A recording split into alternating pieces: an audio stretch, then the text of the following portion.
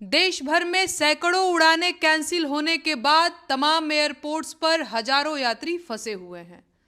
तरह तरह की दिक्कतें आ रही हैं।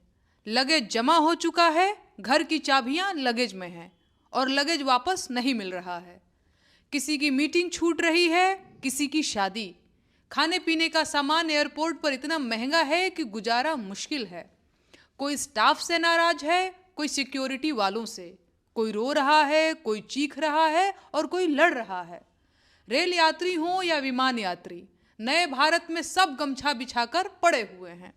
सरकार के पास इन फालतू बातों के लिए समय नहीं है और कष्ट झेलने वालों को भी सरकार से कोई शिकायत नहीं है।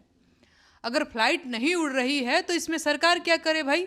सरकार का काम जहाज उड़ाना थोड़े है। यात्रियों को अपनी सीमाएं भी पता हैं।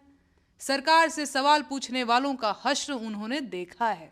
वो जानते हैं कि उन्हें सरकार से सवाल पूछने की कीमत चुकानी पड़ेगी और ये कीमत 2-4 दिन एयरपोर्ट पर पड़े रहने या शादी छूटने या मीटिंग में न पहुंच पाने या दवा के बिना और ज़्यादा बीमार हो जाने से भी कहीं ज़्यादा हो सकती है।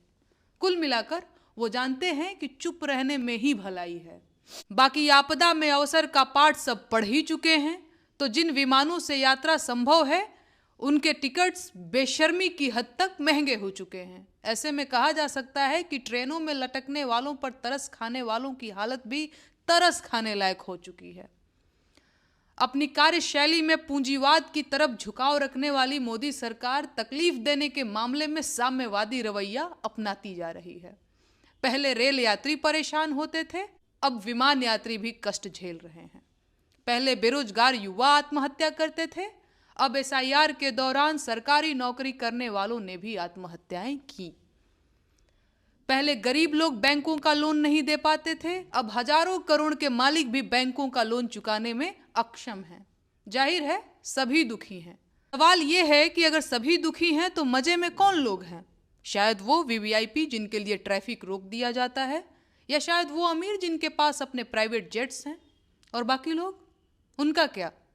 क्या वो एयरपोर्ट पर फंसने के लिए बने हैं या जाम में खड़े होने के लिए?